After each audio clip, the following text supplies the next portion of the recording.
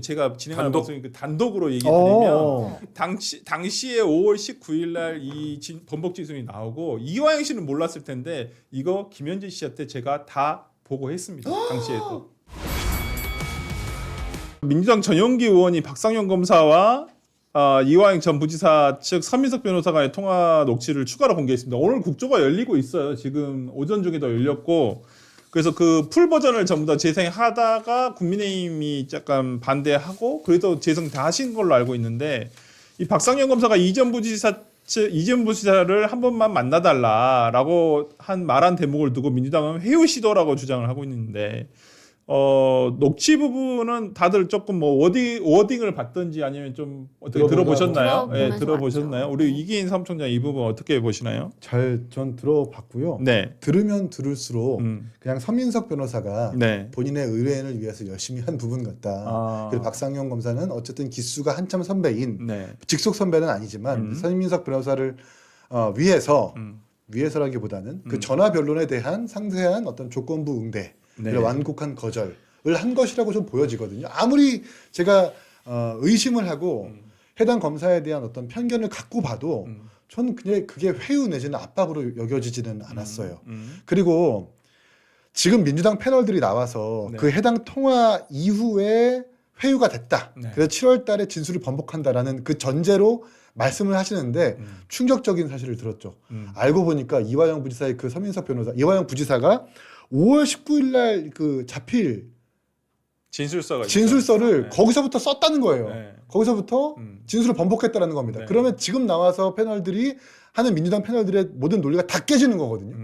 그러니까 그 통화로 인해서 회유됐다가 아니라 이미 그 통화 이전에 자필 진술서를 통해서 사실 도지사한테 보고했습니다라는 그 내용이 나왔다면 지금 모든 민주당이 한 논리들은 다 깨지는 겁니다. 나왔어요. 네, 그러니까 그건 제가 있었으니까. 누가 어떤 패널이 그런 얘기를 했는지 모르겠는데 거기 지금 그 나와 있는 녹취록 보면 서민석 변호사가 설 변호사는 이거 그러니까 괜찮아요. 그 얘기하면서 괜찮습니다.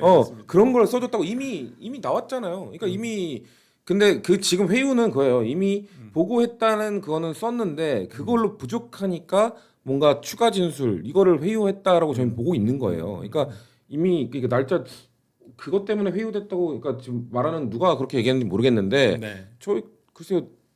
그러니까 오늘 공개된 거는 김남국이요.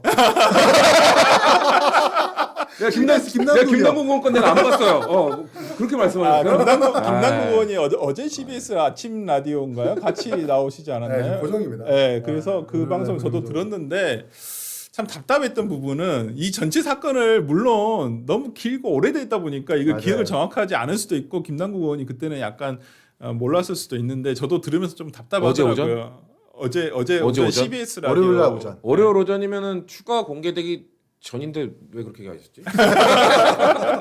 추가를 들었으면 그런 말씀 안 하셨을 텐데. 그러니까 공개적으로 그런 뉘앙스, 그러니까 그 방송 전에도 네. 무슨 소리냐 그거 네. 그거 뭐야 녹취 이후에 진술 번복한 거다. 그렇게 얘기를 해서 그 대기실에서는 절대 우기지 말아라라고 얘기를 했다라고 본인은 얘기하시더라고요. 맞아요. 네, 그래서 그래서 알고 보니까 네. 자필 진술서가 5월 19일 날 나왔다는 네. 거잖아요. 그러니까 이미 그 서민석 지금 저희는 통화 내용을 보면 알고 그대로 보면은 있어요. 설주환 변호사 입회하에 그거 서명을 했다. 네. 근데 그거를 이거 왜 나한테 말도 안 하고 하면서 서민석 변호사가 그러니까 추가적인 걸 요구하면서 그러면서 그 법카 내용 그것도 뭐 덮어주겠다. 그러니까 안에 다 무마해주겠다는 식으로 그건 회유죠. 그건 회유로 볼 수밖에 없는 거 아니에요? 그러니까 민주당에서는 이걸 회유라고 주장을 하고 덮어주겠다가 계시니까. 아니라 공익제보자든 검토할 수 있다. 근데 상부에 보고해가지고 검토해보니까 안 됐다는 거 아니에요. 네. 그건 이미 수사보고서에 기록이 돼 있는 거고. 근데 문제는 왜 민주당이 이걸 인정하지 않는지 모르겠어요. 주종범 바꿔치기를 시도한 건 이화영 부지사예요. 공동정범에서 일반 뇌물죄로 빠지면서 그래야 자기가 사니까 그렇게 박상현 검사한테 트라이를 한 거고 박상현 검사는 그러려면 이런 조건이 있어야 됩니다.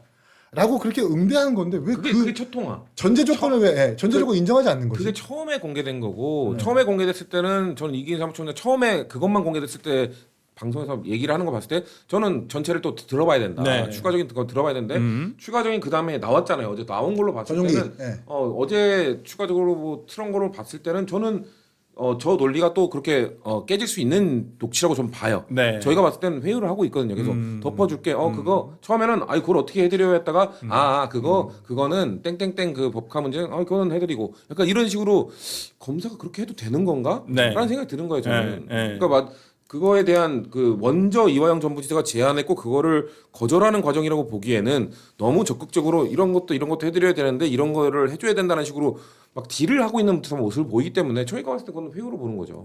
그 이제 밤에 이제 박상용 검사는 여기에 대해서 오히려 이 전 부지사 측에서 먼저 정범 처리를 제안을 했고 자신은 그에 해당하는 진실을 말하라고 한 것일 뿐이라고 이제 반박을 했어요. 양측 주장이 지금 정면으로 엇갈리고는 있어요. 우리 김효원 대변인 보시기에는 누구 말이 더 진실에 가깝다고 보시는지. 네, 그러니까 자신은 그에 해당하는 진실을 말하라고 한 것뿐이다에 저는 사실 좀 신빙성이 더 있다고 생각을 했던 게 네. 그 통화 이제 기록 녹취된 것의 이제 2차 버전을 이제 들으면 제가 왔잖아요.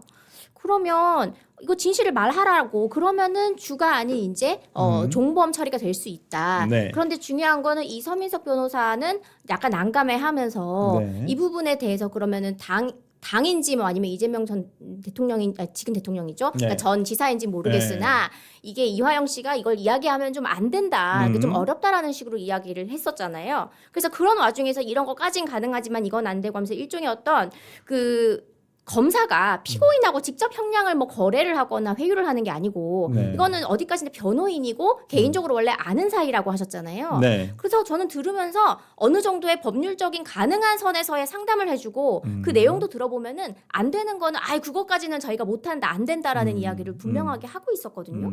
그래서 저는 진짜 가능한 선에서의 어떤 일종의 상담이라는 느낌을 더 많이 받았어요. 아니 저는 근데 네. 안 된다고 한 다음에 땡땡땡 그거 문제 이거요. 하니까 그건 해드리라고 했어요. 네. 그러니까 그리고 지금 이 서민석 변호사가 어떤 사람인지를 이 전체 면에서 봐야 되는데 이 사람 잘린 사람이에요. 자, 왜 잘렸냐? 네. 그 설 변호사 입회하에 작성한 그거는 인정하고 들어가자라고 주장을 네. 했다가 잘린 사람이거든요. 네. 그러니까 그 사람 그 서민석 변호사가 나와서 자기는 그거를 인정하고 들어가도 괜찮다고 봤다, 방어 전략으로 그런 얘기를 하더라고요. 근데 어쨌거나 이화영 전 부지사의 그 부인에 의해서 잘렸고 결국 이화영 전 부지사가 자른 거죠. 그러니까 권한은 이화영 전 부지사이기 때문에 잘린 사람이기 때문에 그 통화 내용에서 뭔가 계속 두 분 사이가 뭔가 상담하듯이 보이는 거는 박상현 검사 입장에서는 이 사람은 말이 통하는 사람이라고 느꼈기 때문이에요. 이 사람은 자기가 입회하지 않은 데서 그 진술한 것도 일단 인정하고 들어가려고 하고 네. 뭔가 그러니까 저희가 주장하는 거래를 할 수 있는 사람이라고 판단했기 때문에 대화가 네. 좀 스무스한 거죠. 그러니까 우리 지금 화면에 보듯이 5월 25일 날 통화입니다. 당시 이화영 측 변호인의 그러면 뭐뭐뭐 사건도 묻어주고라는 질문에 대해서 뭐 땡땡땡이 지금 갖고 있는 뭐 자체에 있는 거 뭐 그거는 당연히 뭐 이런 얘기가 있는데 이거 그리고 아마 제가 약속드린 거는 거의 그대로 될 겁니다. 그러니까는 이 약속드린 거는 그대로 될 겁니다라는 말을 가지고 어떤 회유한 거 아니냐. 저게 저 땡땡땡이라고 하는 게 결국 그 이화영 전 부지사 사건이 왜 결국 네. 법카로 사실 가장 큰 형량을 원래는 서민석 변호사가 뇌물죄 사건을 담당하고 있었어요. 맞아요. 재판을. 맞아요. 예. 그 부분까지 그 부분인 걸로 알고 있거든요. 저 네. 땡땡땡이. 그러니까 네. 그 부분도 덮어줄 수. 그러니까 어떻게 보면 이화영 전 부지사 가장 큰 범죄 항목이라고 할 수 있는 것 중에 하나인 그거를 그건 뭐 해줄 수 있고.라는 식으로 얘기를 한 거기 때문에 그리고 전 녹취 나온 것 중에 약간 이렇게 얘기거든요. 이화영 전 부지사 그 자꾸 나오는데 설 변호사 입회하에 진술했다는 그 내용에 대해서 이렇게 얘기하거든요. 대북 송금 흐름을 이해하고 네. 이해하고라고 해요. 이상해요. 그러니까 이화영 전 부지사가 그 비리 범죄자면은 인정을 해야 되는 부분이거든요. 대북 송금 흐름에 대해서. 근데 이해하고 서명을 했다고 하거든요. 그러니까 이해했다는 거는 그 범죄 당사자가 누군가한테 설명을 듣고 그럼 그렇게 하면 돼요 하고 그럼 오케이 그렇게 해서 진술할게요라고 한 걸로밖에 저희는 그렇게 해석하는 거예요. 네. 그러니까 그것도 그 대화를 봤을 때 이상하다는 거죠. 왜 이화영 전 부지사가 뭘 이해해야 된다는 거지? 뭐 하는 뭐 하는 사람인지 모르겠네 정말 이상한 사람이네. 저는 흑백 예도를 진행하고 있고요. 그런 사람이고요. 저 얘기가 나왔을 때 저는 5월 25일 날 제가 입회하고 있었을 때입니다. 2023년도 5월 25일이면. 왜냐면 제가 6월 12일까지 정식적으로 내가 그때까지만 하고 나왔기 때문에. 근데 5월 25일 날은 저는 저 두 분이 통화를 하는지 전혀 몰랐어요. 뭐 저희가 관여할 부분도 아니었었고 서민석 변호사도 저 얘기 하시면서 보시겠지만 저는 서민석 변호사는 그러니까 소통을 안 하고 있었어요. 왜냐하면 그분은 재판을 담당하고 있었고 저는 이 검찰 입회만 하고 있었기 때문에 그리고 여기서 나오는 아까 말씀드린 2023년도 5월 19일자 자필 진술서는 뭐냐면 이화영 씨가 아까 말한 흐름을 이해하고란 말이에요. 그러니까 전혀 거기에는 자필 진술서에는 이 자필 진술서가 최초로 입장 변화가 있었던 때입니다. 그래서 자신이 그 전까지만 하더라도 이재명 지사는 몰랐다라고 하다가 이 자필 진술서부터 당시 이재명 지사가 알고 있었다라는 걸로 바뀌어요. 근데 이 자필 진술서에는 구체적인 내용이 없어요.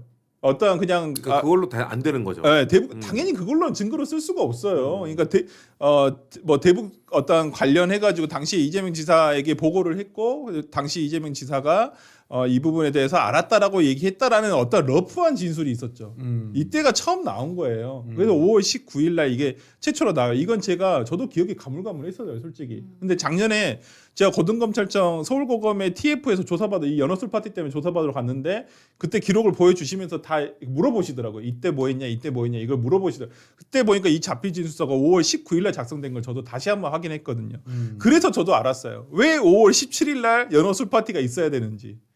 이때 5월 19일 날 최초의 번복 진술이 나오는 거거든요. 그러니까 5월 17일 날 법무부에서는 자필 그 연어술 파티를 지목할 수밖에 없었구나. 저는 그 생각이 들고 5월 17일 날 연어술 파티는 결론적으로는 없었다라고 저는 얘기를 드리는 말씀이고요. 이제 그거 민주당에서는 연어술 파티 있다고 주장을 하고 계시는 것이고요. 이제 보니까 그러니까 이렇게 복잡해지면 네. 맞아. 말이 안 돼요. 네. 예. 이걸 보고 있는 시청자들도 관심을 끊게 됩니다. 맞아요. 본질은 네. 800만 달러를 보냈고 네. 500만은 스마트팜, 네. 300만은 대납 비용이거든요. 그거를 도지사가 알았느냐? 알 수밖에 없죠.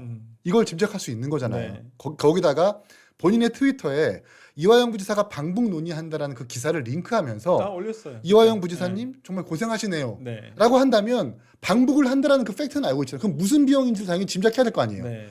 그걸 확인을 안 해요? 그 말이 안 되는 거잖아요. 그러니까 이 주범 종범은 제가 이번에 처음 들었어요. 왜 근데 박상현 검사가 저한테 그런 얘기를 안 했냐 생각을 해봤더니 저 들어갔을 때는 그 얘기가 주였어요. 계속 몰랐다고 하니까 몰랐다. 진짜 몰랐냐? 그러면 당신이 한 일에 대해서 도지사가 어떻게 모를 수가 있냐? 그렇지. 알았냐 몰랐냐가 주였거든요. 저희가 있을 때만 하더라도. 그리고 저 나오고 난 다음에 소위 말하는 구체적이고 자세한 진술 내용이 담긴 조서는 그 다음에 6월 달에 작성이 된 거예요. 서민석 변호사가 입회를 했었을 때.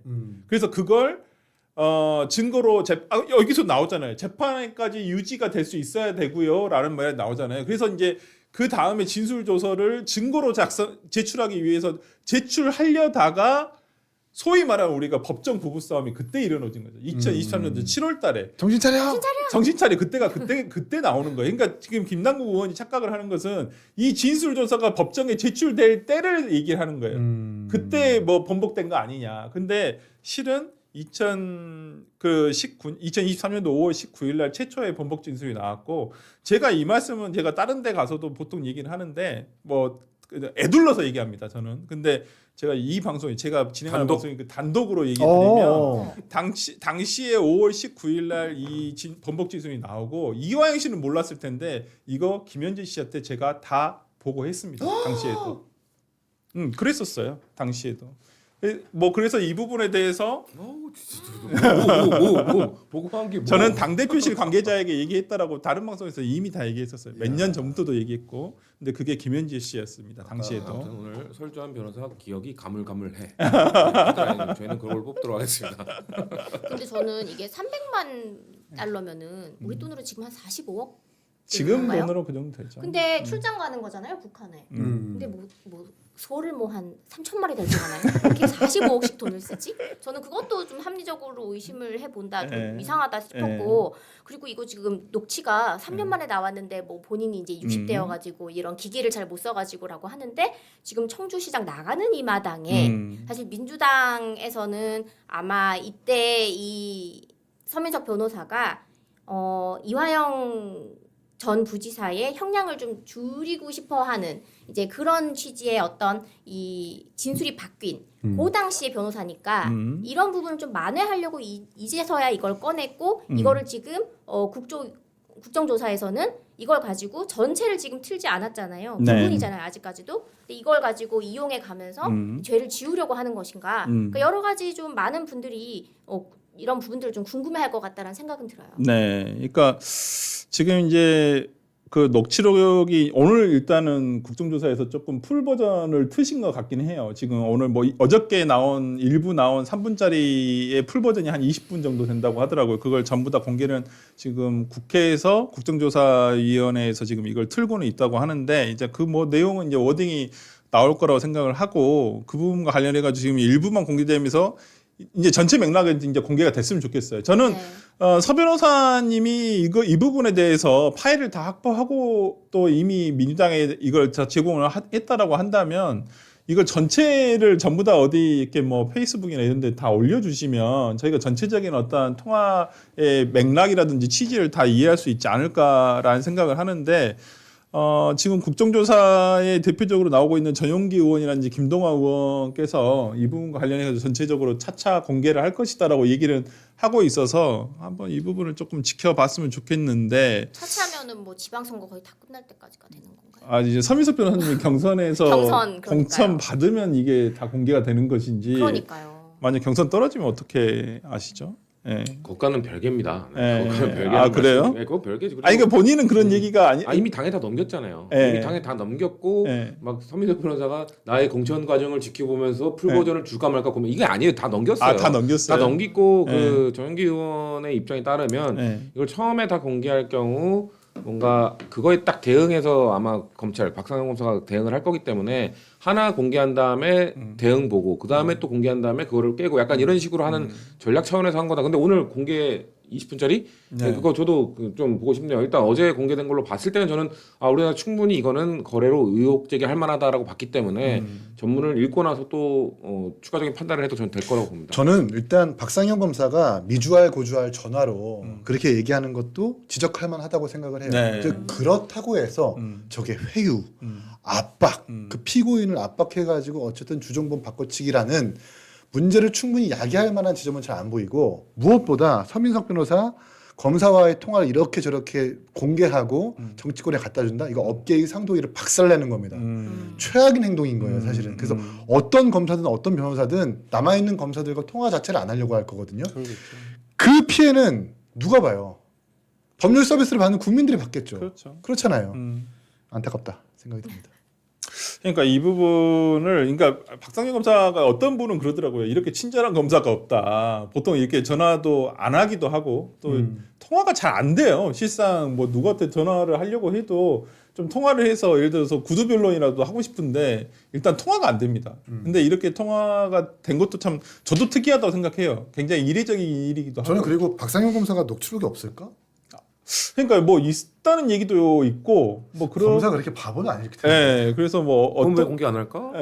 그러니까 모르겠어요. 검사는 그런 거 공개하면 안 된다는 걸 알고 있는 거지. 나한테 의뢰가 오거나 나한테 수사가 오는 사람들한테 내가 이 녹취를 공개함으로써 다른 사건까지 의심할 수 있으니까 네. 아끼고 있는 거고 아낀다라기보다는 그냥 자제하고 있는 건데 서민석 변호사는 그냥 도의 없이 예비 후보 경선 나가고 공개해버린 거잖아요. 네. 그 둘 중에 뭐 도덕적으로 비교했을 때 누가 더 맞아요? 저는 그러니까요. 예 그러면 이제 검찰청 없어지고 자유의 몸이 되니까 녹취 공개할 수도 있겠네요. 모르는 거죠. 아니 공무원 신분은 아직 가지고 계시니까 검사니까. 기소청으로 가시면 검사니까. 뭐 공소청으로 가실 수도 있는 부분이니까 하여튼 뭐 그렇습니다. 그래서 저는 그리고 이제 제가 이건 제 방송에서 또 어저께도 말씀 잠깐 드렸습니다만은 그 국정조사에서 안 부르는 부분은 뭐 제가 방송에서 충분히 얘기를 했기 때문에 이제 안 불러도 된다라고 오늘 김동완 의원께서 얘기를 하시더라고요 아침에. 우리 진행자님을. 네. 예. 왜 설주한 변호사 안 부르냐고 오늘 장성철 소장이 질문을 하니까 굳이 뭐 방송에서 충분히 얘기하신 것 같은데 뭐 우리가 꼭 불러서까지 얘기할 필요 있냐라고 얘기하셔가지고 뭐 저는 충분히 뭐 항상 얘기 어디 가든 물어보시면 전부 다 얘기를 하고 근데 꼭 있으니까요. 불편한 진실을 알고 있는 그런 사람들은 안 불러요. 이상하더라고. 설전 변호사님은 6월 10 며칠 이후로 안 하셨기 때문에 그렇기 때문에 그런 거죠. 또 뭐 불편한 진실이라니. 이제 연어술 뭐 파티죠. 저런 식으로 불편한 진실하고 뭐가 막송 아니 그러니까 저는 연어술 파티 날짜를 참 이게 자충수가 돼버린 거야. 제가 봤을 때는 연어술 파티 날짜를 이화영 씨가 5월 17일로 지목한 게 아니에요. 제일 처음에 이화영 씨 측에서는 날짜를 정확하게 특정을 못했어요. 맞아요. 제일 처음에 7월 2일이라고 했다가 6월 말이라고 했다가 6월 중순이라 했다가 5월 말이라 했다가 5월 초까지 온 거예요. 중순까지 온 거예요. 근데 법무부에서 이 쌍방울 관계자들의 법카를 조사하다 보니까 뭐 편의점에서 결제 내역이 있는 거야. 그게 5월 17일 저녁 6시 37분이에요. 6시 48분인가? 그러니까 이날 술을 샀구나. 딱 그 1,800원을 결제를 했는데 그게 참이슬 가격하고 똑같다는 거예요. 그래서 이게 이때 샀구나. 이렇게 해가지고 5월 17일이 딱 된 거예요. 또 마침 그날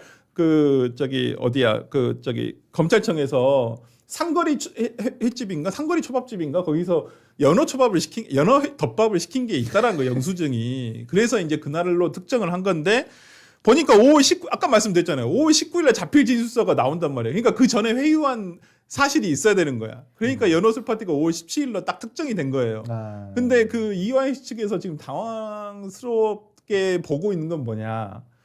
이 관련해 가지고 제가 어저께 되게 당황했는데 그 이 수원지법에서 지금 벌어지고 있는 연어술 파티로 기소된 위증죄 재판이 있거든요.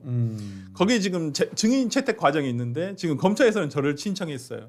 근데 이화영 씨 측 변호인단에서 설주환 변호사가 며칠 전에 유튜브에 나와가지고 5월 17일 날 검찰청에 간 사실이 없다라고 얘기했다라고 한 거예요. 저는 그렇게 말한 사실이 단 한 번도 없거든요. 근데 이화영 씨 변호인단에서는 저를 그렇게 증인으로 채택하고 싶지 않아 하시는 거예요. 왜 그런지 모르겠지만. 그러니까 저는 드리고 싶은 말씀이 뭐냐면 진실이 정치적인 입장이 달라졌다 해서 그게 바뀐다고 하면 저는 그건 진실이 아니라고 생각을 하거든요.